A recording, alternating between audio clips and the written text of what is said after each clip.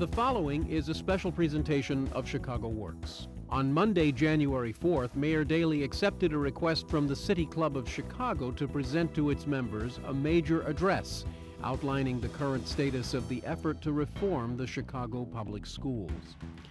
During the address, the mayor announced plans for the National Teaching Academy of Chicago in order to enhance the capabilities of current teachers and encourage new people to take up the teaching profession.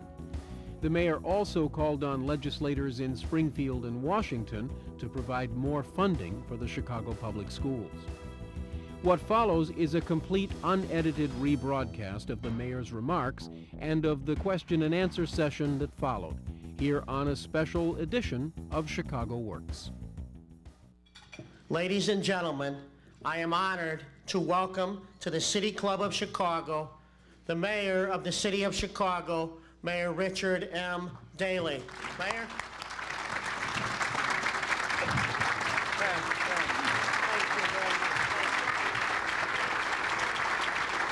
Thank you very much, Jay Doherty.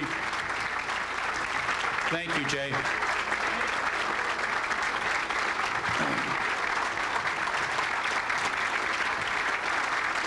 Thank you.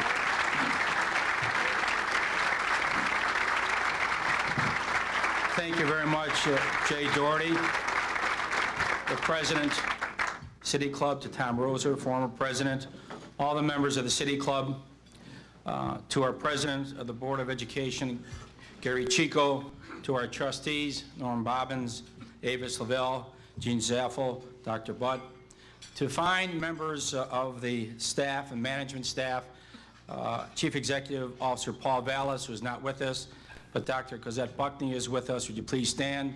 Dr. Blondine Davis, Carlos Okoisha, Tim Martin, Lula Ford, and the fine staff at the Board of Education, to business, civic, community, and elected officials. I would like to begin by outlining the scope of the challenge we face in creating an education system in Chicago that will truly inspire confidence in our future. As Chicago approaches this new century, the issue of education takes on a greater importance than ever before. Once, someone without a high school degree could count on a good job on the assembly line or the construction site, a job that could support a family in a home. Today, even manufacturing and construction jobs demand a quality education. Today, people without a strong educational foundation are working 2 or 3 low-skilled jobs to make ends meet. In tomorrow's economy, they'll be left behind. And that's why we work so hard to improve the school system. We can all be proud of the progress we have made in the Chicago Public Schools since 1995, when the General Assembly gave me the responsibilities for the Chicago Public Schools.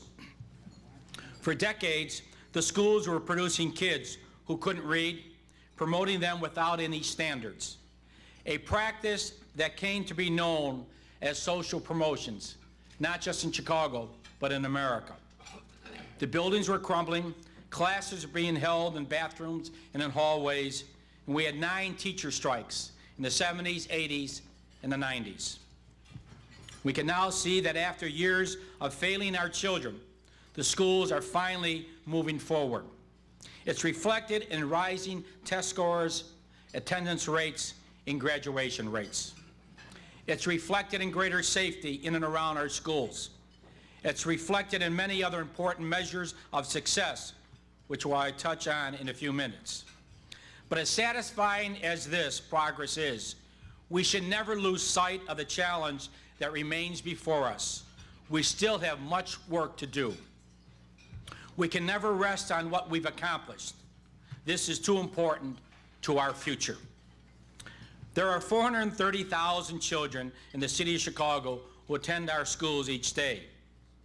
Their parents worry day and night for their futures, and they want to know we're providing them with a good education and an opportunity to succeed. There are thousands of companies in the city and region making business decisions based on the quality of the workforce they'll need tomorrow.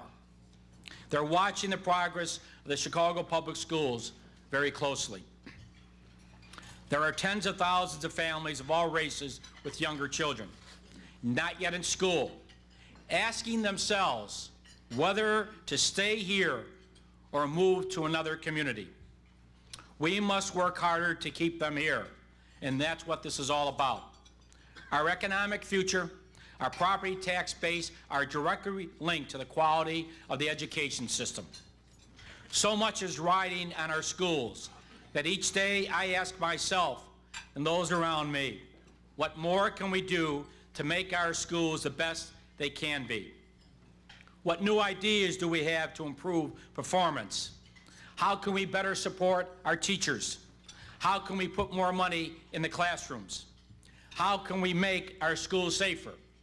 How can we get more help from Springfield and Washington, D.C.? There's no single answer to any of these questions. Each day, new approaches and ideas are needed. Each day, new problems arise that demand solutions. And each day, we work hard to find those solutions, and we're not working alone.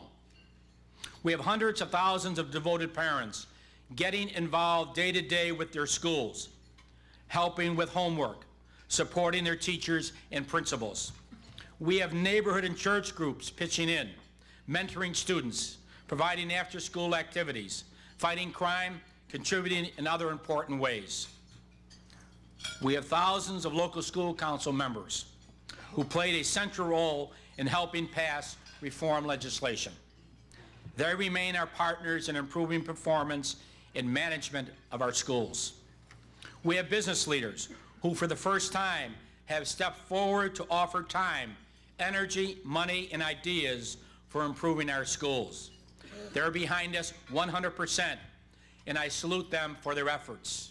But we need their continued help. And because we've all working together to improve the schools, people across the country are taking notice about the Chicago Public Schools.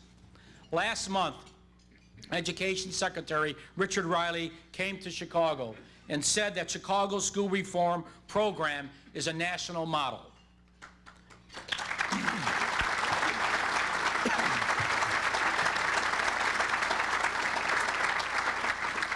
Because it was a compliment rather than a criticism, it did not get the same headlines that Bill Bennett received 11 years ago when he called our schools the worst in the nation.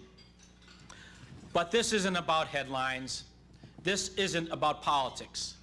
This isn't about Democrats or Republicans, liberals or conservatives. This is about our children and our future.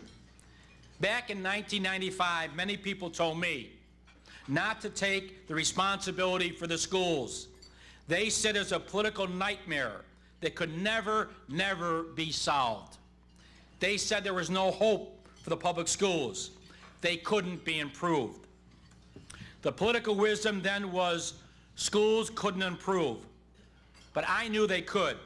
I knew our future depended upon it.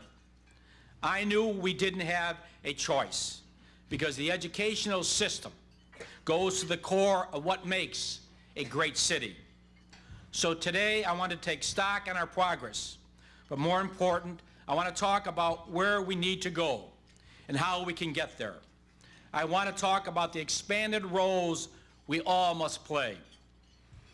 I want to issue a call to action in every section of our city, from every segment of our society, to Washington, D.C., to Springfield, to begin this new year, with a renewed emphasis on our children and their education.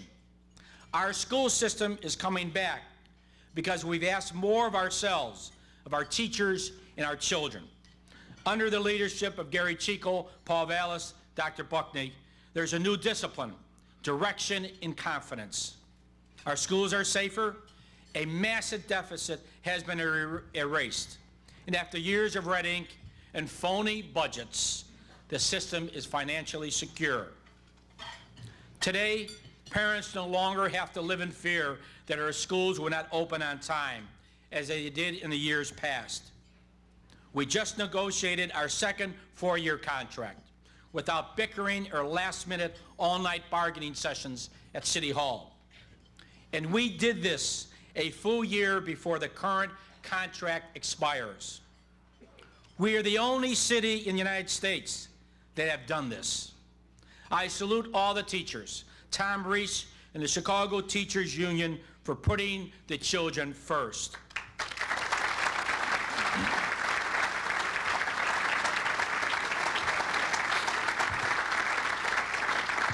And that's what's making the difference. That's why we're making progress in the classrooms. Why have we done all this? Because education is the key. We have created a better environment for learning with a back-to-basic curriculum, focus on the core subjects like reading, math, and writing. The results can be seen in rising test scores, up an average of 10 percentage points system-wide. And it's important to understand what this means in human terms. When another 10% of our children are reading and doing math at the national norm, that's 40,000 more children who've been brought up to a level where they can compete. And that is real progress.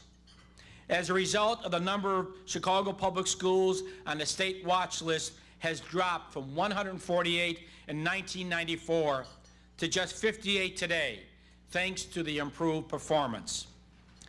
That was just one piece of good news in the state report card. By every other indicator in the state report card, we're improving. Attendance is at the highest level in a decade. Graduation rates are rising for the first time in years. Scores on college entrance exams up as well. These improvements are a direct result of our policies, like mandatory homework, mandatory summer school for students who don't pass. Social promotions are a thing of the past. Today, thousands more children of every age are in after-school programs at our parks, our schools, and community centers, safe places for learning and playing. We've also expanded preschool programs throughout the city, so more of our children are ready to start school on the first day of kindergarten. This is more important than ever before because more and more children live in single-parent homes or with two-income families. The fact is, the percentage of homes where both parents work has more than tripled since 1980. And today, 55% of all children under the age of 3 have working mothers. And because daycare is so important, we're launching a $15 million effort to enhance the quality of daycare and make them centers of learning instead of simply babysitting services. We also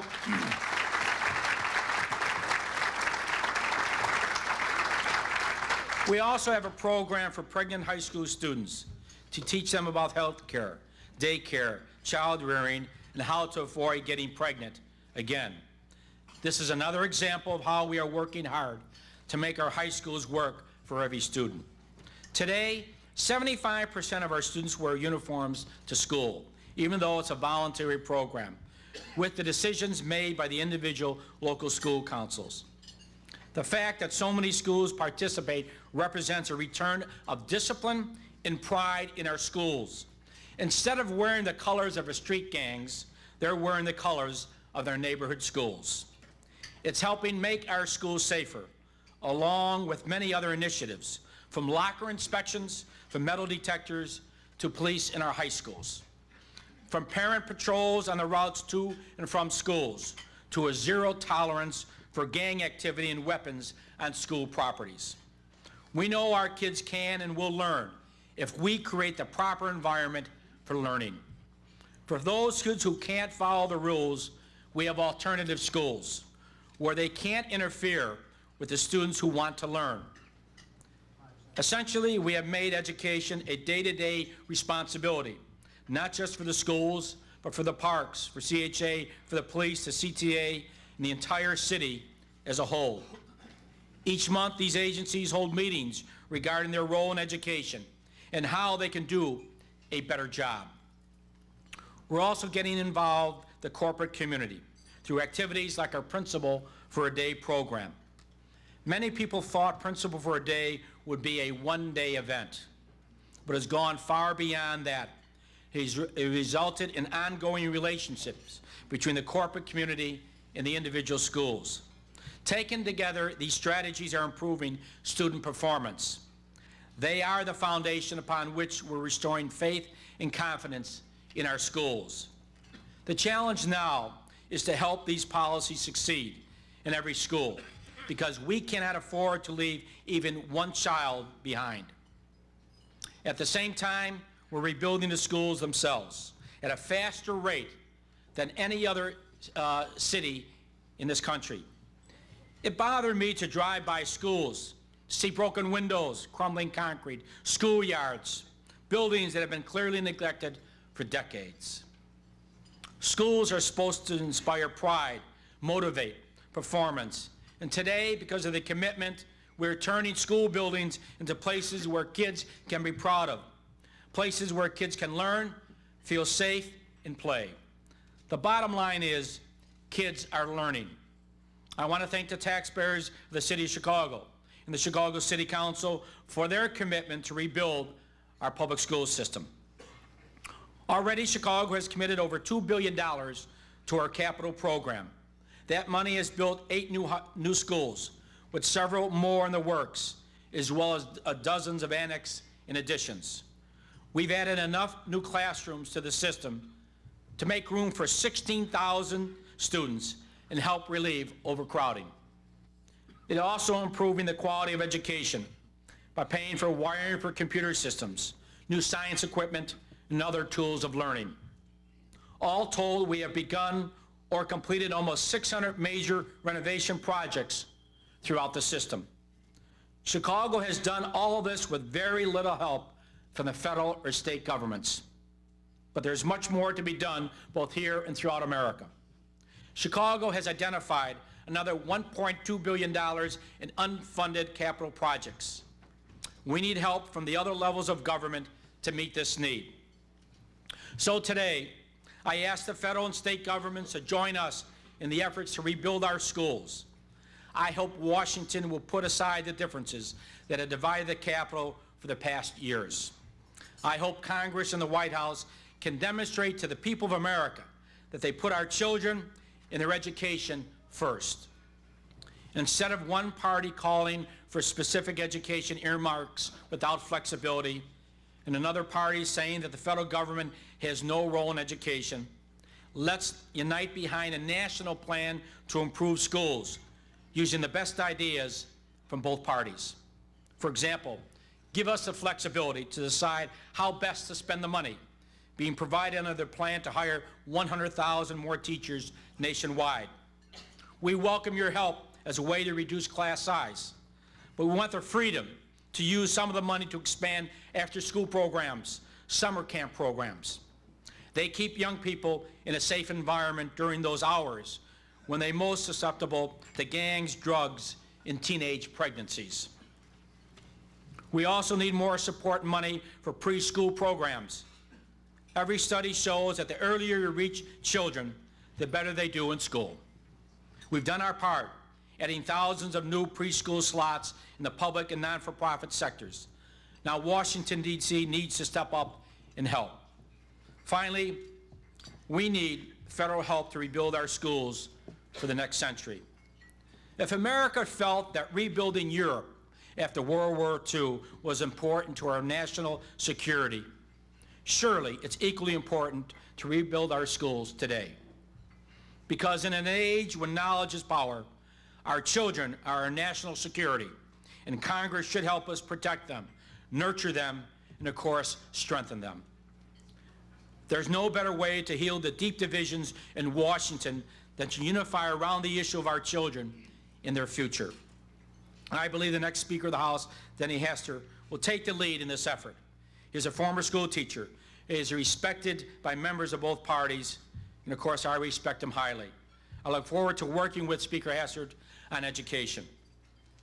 I also look forward to working with Governor-elect George Ryan and the legislative leadership on education issues. I've known George Ryan for a long time, and I know that he's deeply committed to education.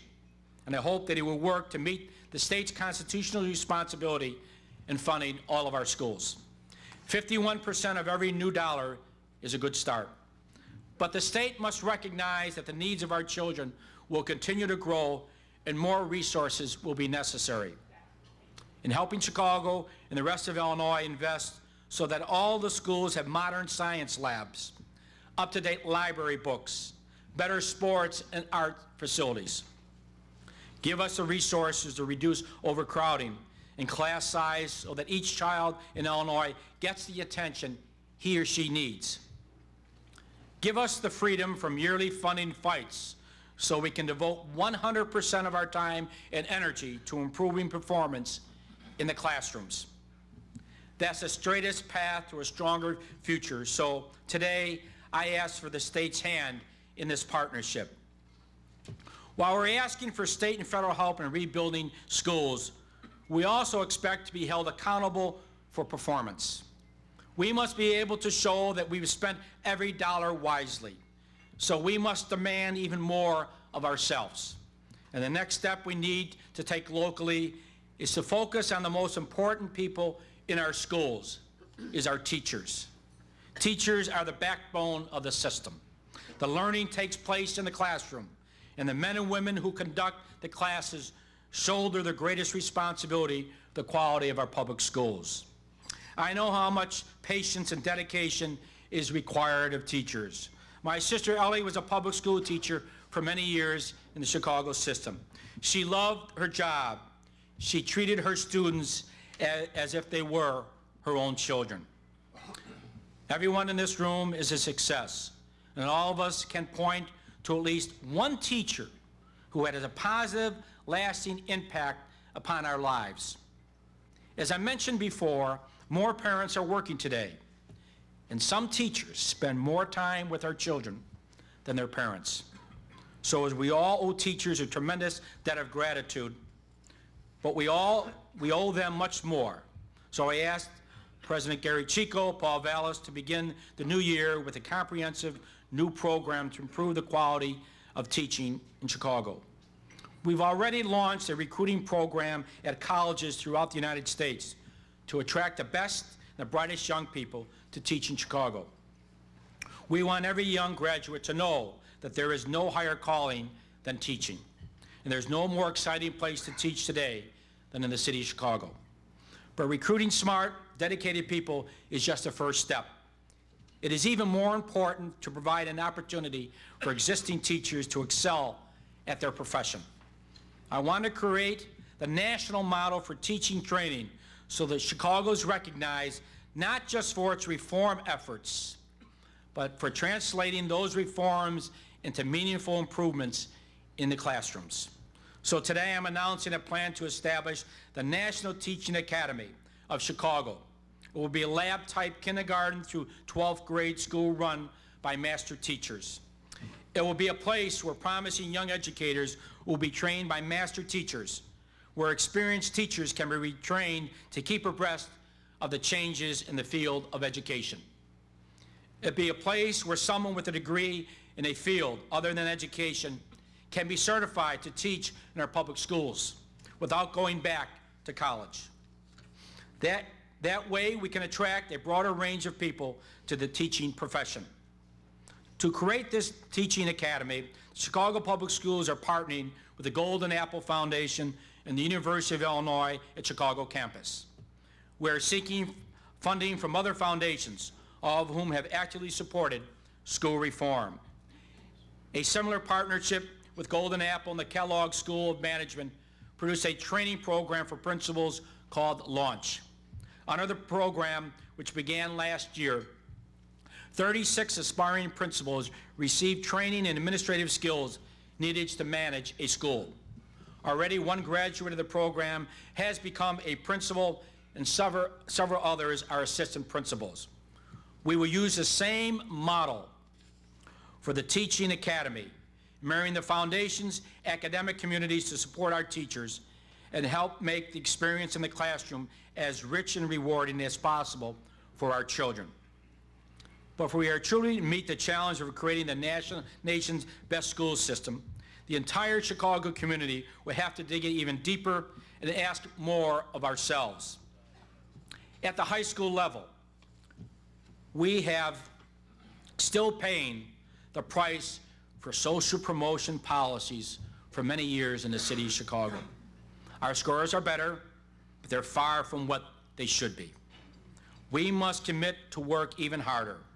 Parents must get more involved in their schools, take a more active role in their child's education.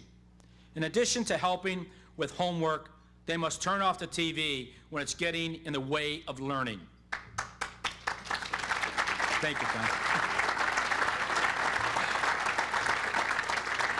Community leaders who have been so active in improving the quality of life in our neighborhoods must do more to make our schools essential community anchors. Mentor young people, offer them appealing alternatives to nights, weekends, and summers hanging out in street corners. The cultural community of Chicago, the museums and arts organizations must step forward and help us do more. In fact, this has already begun. We have met with the Field Museum, Museum of Science and Industry, and other institutions to develop training programs in the facilities and in the schools. For example, Chicago Academy of Sciences is working with our curriculum committee to design a computer program that will show teachers how to conduct science experiments. That's just one example of what this partnership can produce.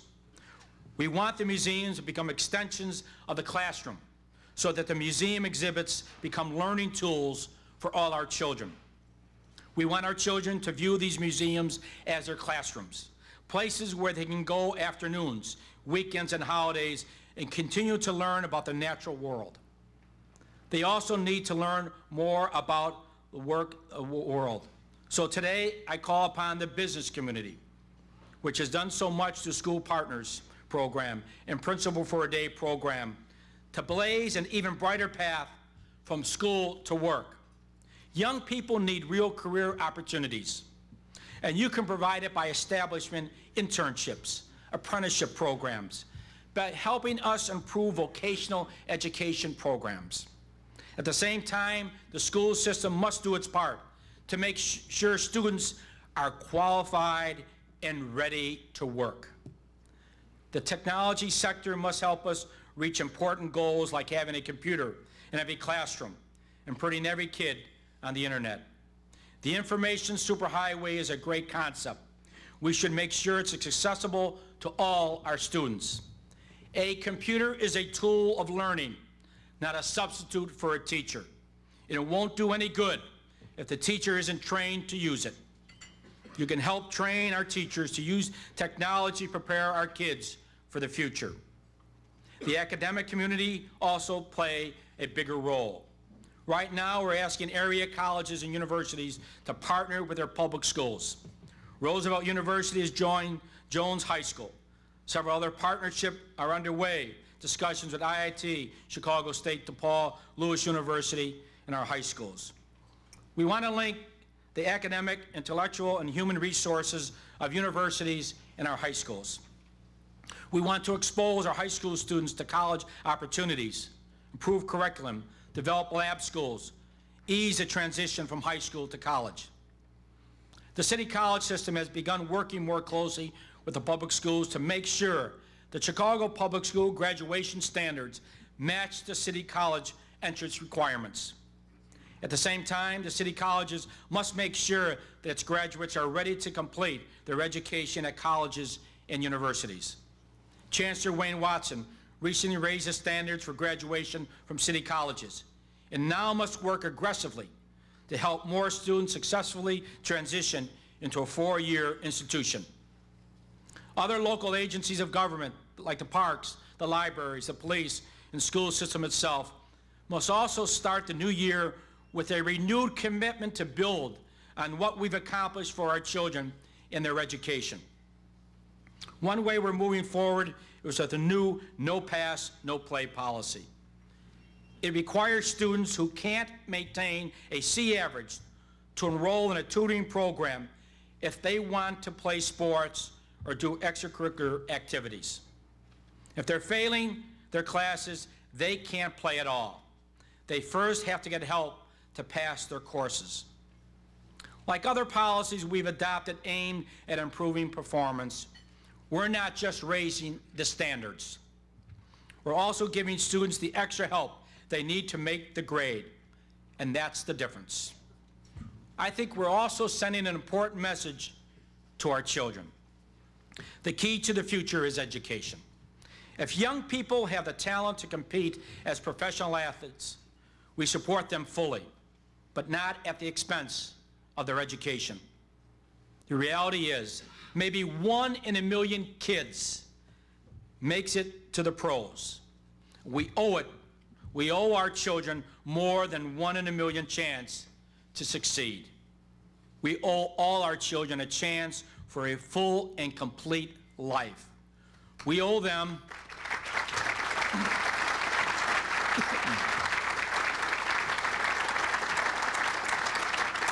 we owe them our best efforts to create the best school system in America, because it's the only way to protect them from lives of struggle, failure, and despair. Chicago faces many challenges as we look to the century ahead, but none is more greater than the challenge to improve our schools. Yes, we need safe neighborhoods. We're working hard and working together every day to fight the gangs, the guns, and the drugs. Yes, we need more jobs, both in the neighborhoods and downtown, and we're working hard and working together to bring them here. Yes, we need better housing at prices that people can afford. Yes, we need to keep the cost of government down through better management. And yes, we need to make the quality of life in our neighborhoods second to none. We're working hard.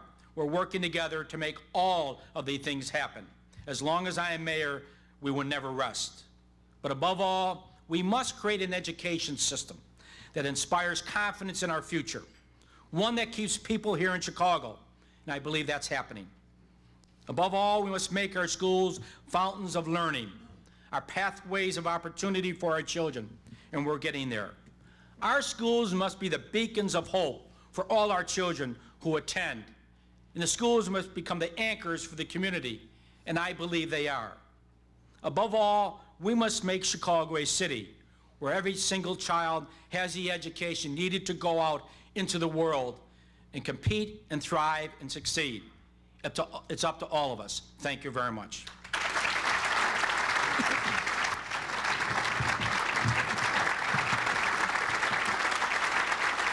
Thank you.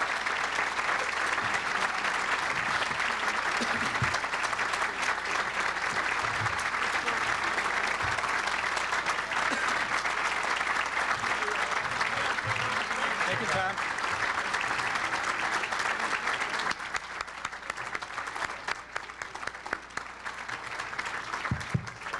Thank you very much. We're going to take questions. One little aside to the media. You have your time, and I understand from the mayor's office you're going to have your sort of news conference asking them questions. So we're going to sort of ask the questions here from the floor. Non-news media people. I think I'll start the one off. First of all, Mr. Mayor, by saying that Francis Cardinal George has urged the state legislature to support parochial schools. He has visited with Governor-elect George Ryan, possibly you. In the winds are talk about vouchers and also war tax credits. Where do you stand on that issue about Chicago's parochial schools, and would you urge the Illinois delegation from Chicago to support that kind of support? Well, I think we cannot get in the debate of public versus private schools. We're talking about children's education.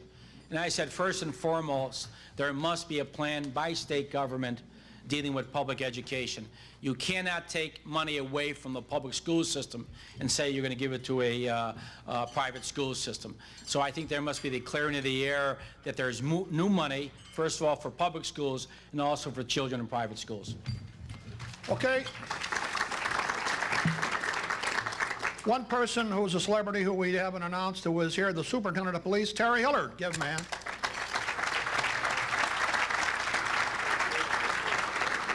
And now time for questions. Kathy Posner. Yeah, I saw a video recently produced by Public Building Commission, which was really incredible, highlighting all of their works, but especially the construction of at public schools. Do you think you would have been so successful with school construction if you had had to go to the voters for your bond issues?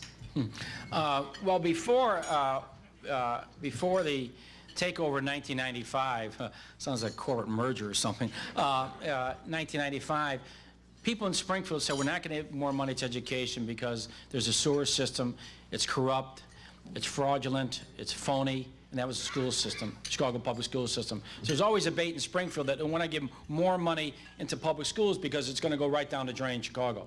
The difference has been since 1995 that the change has been admitting all the fraud, the waste, and corruption, and admit everything. The social promotions that you promoted all these children who couldn't read and write, you gave them phony degrees.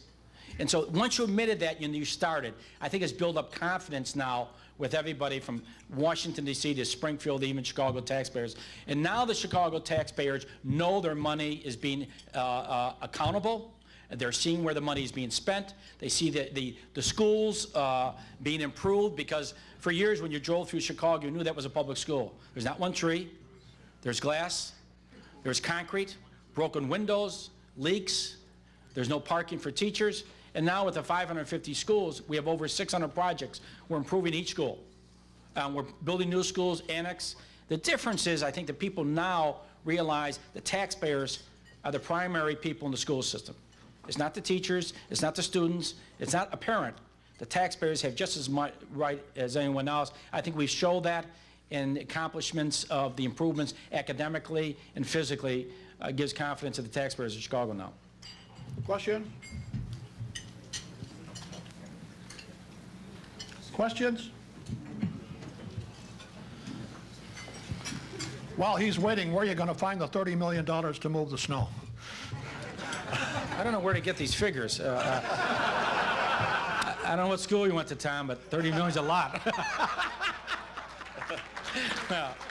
You know, it's amazing how people say, we're going to find the money. I mean, I want to tell people, it gets cold, it gets icy, and we have snow during the winter in Chicago. I've said this on January 4th, 1998, historical day. But you have a surplus. You set up surpluses. There's issues that each year we put X amount of money away for snow. We do that every year. And it's just like last year and the year before and the following year. It's the same thing. Now we have questions. Good management. Okay, now do we have questions on the school thing? Okay. February 2nd is National Groundhog Job Shadow Day, and the Chicago Public Schools is part of that. Would you like to comment on that activity? Well, I think it's where students are shadowing business people, which is adopted with the school. You should know the child's attendance, whether he or she attends school, what's their record, what's their academic performance, what's their math and reading scores. Just don't take a child that you know nothing about. Waste of time.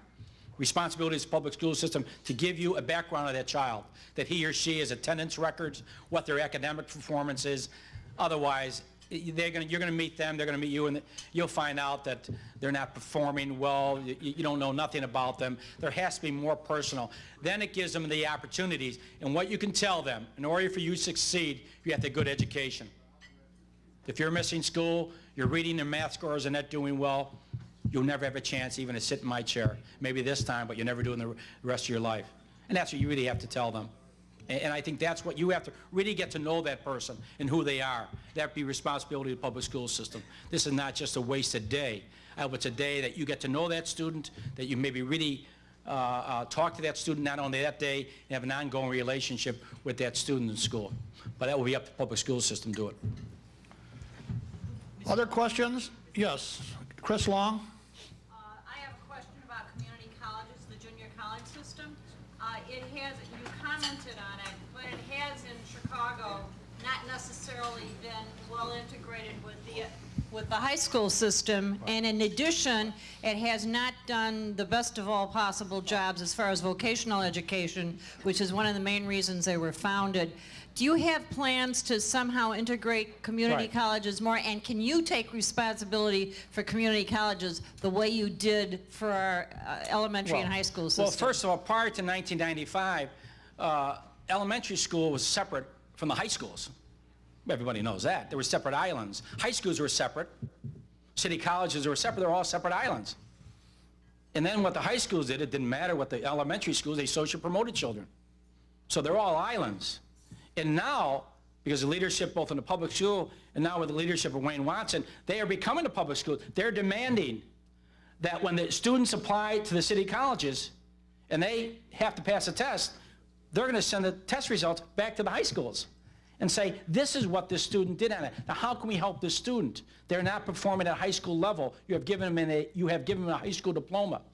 How can they enter college? They have a reading rate of 6th grade. So there's going to be accountability, but then in turn, you're going to help that child. Oh yes, there has to be full accountability of the system and no passes in the system. And with Wayne Watson, both college academic performance as well as vocational training. In the 60s, someone told us we should end vocational training, which you basically did in America. We ended vocational schools. They closed most of them down. They just made them shops. They made them programs where we don't know what to do with the kids. Just put them in a general program, and they're going to give them a diploma, get them out. Get them out to the Army, Marine Corps, workforce, and that's what they did to us.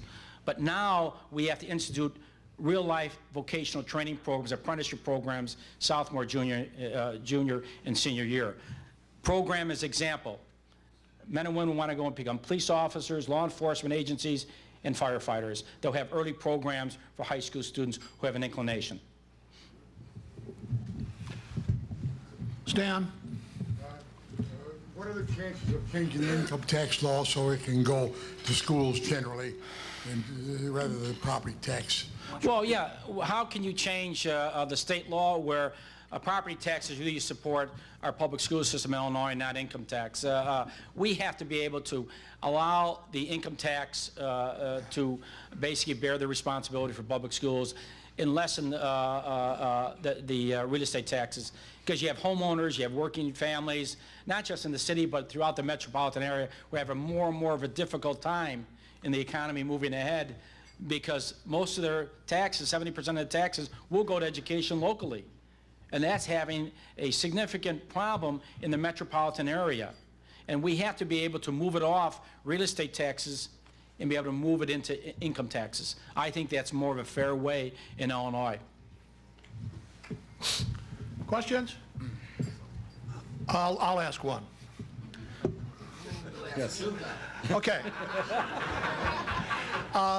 Do you endorse the concept that surfaced in an article I wrote in the Chicago Sun-Times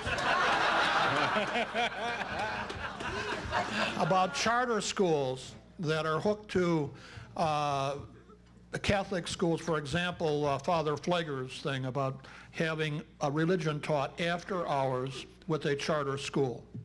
Well, you can have a charter school that is publicly financed that has separation of church and state. You can have a separate facility. Then after school, children can go to, whether it's after school programs, which is acceptable, as long as there's a complete separation of the church and state, which there is in any charter school. You could not get a charter school if you have inclusion of any religion. Okay, do we have one more question? If not, yes, okay, Ms. Posner, that's your second and last. I can't believe in this whole room I get 2 questions out of like 4. Just a real simple one. How does one go about possibly registering to become principal for a day? Or does it only go to hugely important people? No, it doesn't. No, yeah.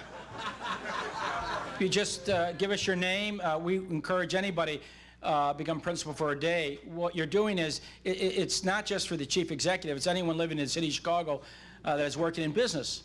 And we put 3 or 4 principals for a day in an elementary school or high school. It could spend 4 hours, 5 hours there, get there at the beginning of the school, watch them go through the elementary or high school. It's fascinating to find out what the principal has to do, the teachers, you meet some of the students, you'll find out the whole process. We encourage, we want as many as we can. If we have 2 or 3 in every elementary school and high school, because it's your money, it's your taxpayers' money. That's your money being spent. So don't feel you have a right to be there and a principal for a day. That's your money. It's not my money. It's not the system's money. It's the people's money. And we encourage anyone who wants to enroll as a principal for a day to come into the system, regardless of who you are. Basically become a principal for a day. We encourage everyone, from a CEO all the way down to a sales, but anyone who's working outside the public school system. Okay, before we adjourn, we welcome the Chicago Housing Authority's chairman, another great success, Joe Schuldiner.